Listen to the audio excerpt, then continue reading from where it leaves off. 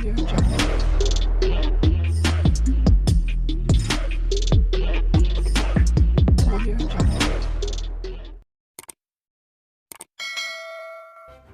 kasih kerana memilih channel ini. Sebelum kita mulakan video ini, sila pertimbangkan untuk menekan butang like, share dan subscribe dan aktifkan butang lonceng anda agar anda sentiasa mendapat info-info percuma pada setiap hari dari channel kami. Dan tinggalkan komen anda kerana komen anda amatlah dihargai.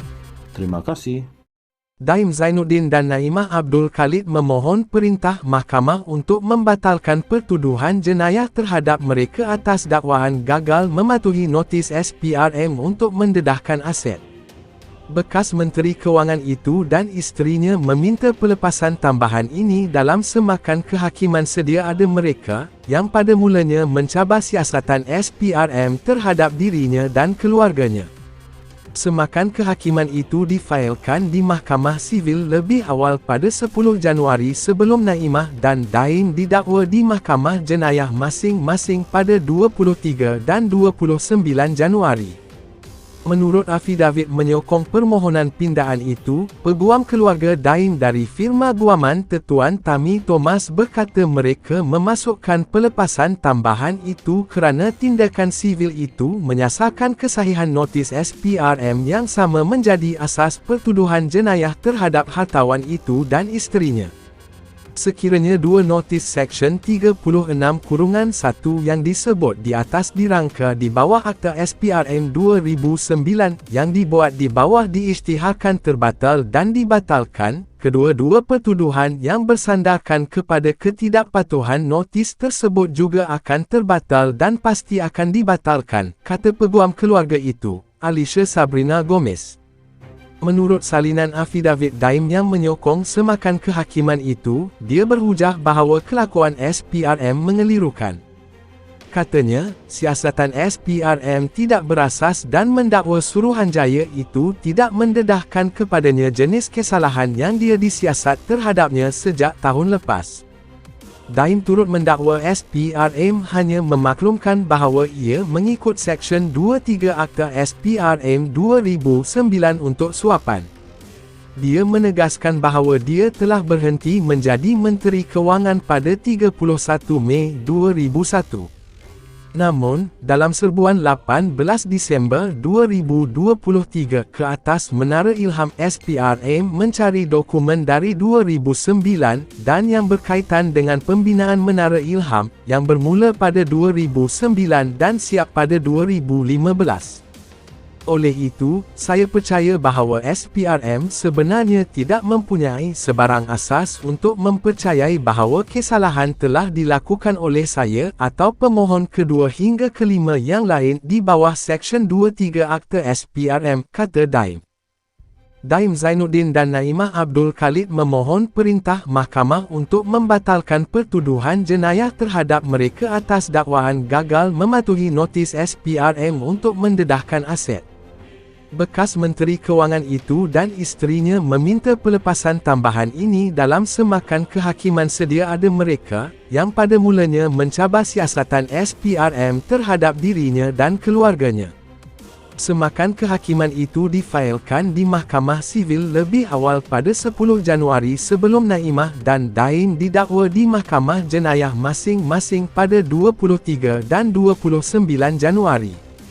Menurut afidavit menyokong permohonan pindaan itu, peguam keluarga Daim dari firma guaman Tuan Tami Thomas berkata mereka memasukkan pelepasan tambahan itu kerana tindakan sivil itu menyasarkan kesahihan notis SPRM yang sama menjadi asas pertuduhan jenayah terhadap hartawan itu dan isterinya.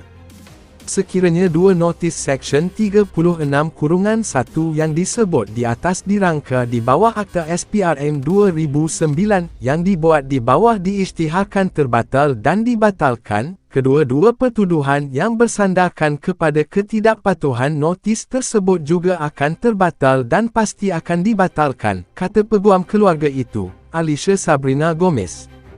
Menurut salinan afidavit Daim yang menyokong semakan kehakiman itu, dia berhujah bahawa kelakuan SPRM mengelirukan.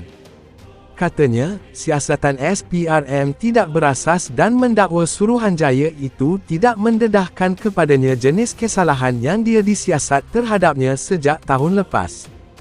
Daim turut mendakwa SPRM hanya memaklumkan bahawa ia mengikut Seksyen 23 Akta SPRM 2009 untuk suapan.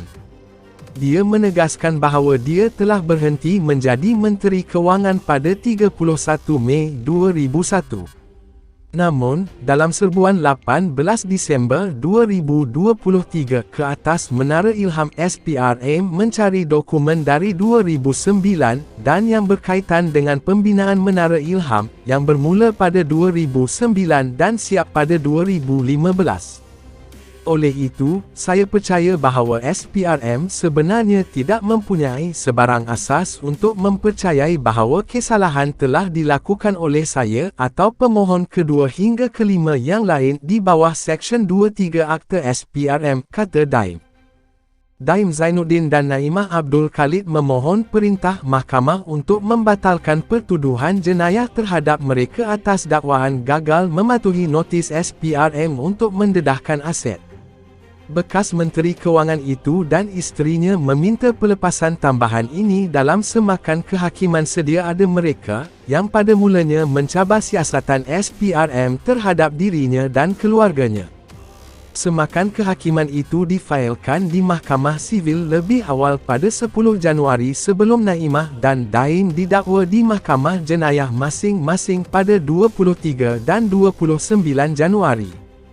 Menurut afidavit menyokong permohonan pindaan itu, peguam keluarga Daim dari firma guaman Tetuan Tami Thomas berkata mereka memasukkan pelepasan tambahan itu kerana tindakan sivil itu menyasarkan kesahihan notis SPRM yang sama menjadi asas pertuduhan jenayah terhadap hartawan itu dan isterinya.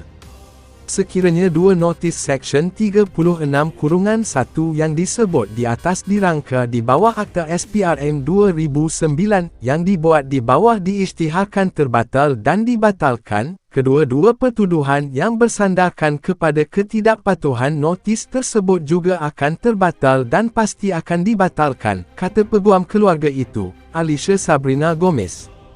Menurut salinan afidavit Daim yang menyokong semakan kehakiman itu, dia berhujah bahawa kelakuan SPRM mengelirukan. Katanya, siasatan SPRM tidak berasas dan mendakwa Suruhanjaya itu tidak mendedahkan kepadanya jenis kesalahan yang dia disiasat terhadapnya sejak tahun lepas. Daim turut mendakwa SPRM hanya memaklumkan bahawa ia mengikut Seksyen 23 Akta SPRM 2009 untuk suapan. Dia menegaskan bahawa dia telah berhenti menjadi Menteri Kewangan pada 31 Mei 2001. Namun, dalam serbuan 18 Disember 2023 ke atas Menara Ilham SPRM mencari dokumen dari 2009 dan yang berkaitan dengan pembinaan Menara Ilham yang bermula pada 2009 dan siap pada 2015. Oleh itu, saya percaya bahawa SPRM sebenarnya tidak mempunyai sebarang asas untuk mempercayai bahawa kesalahan telah dilakukan oleh saya atau pemohon kedua hingga kelima yang lain di bawah Seksyen 23 Akta SPRM, kata Daim.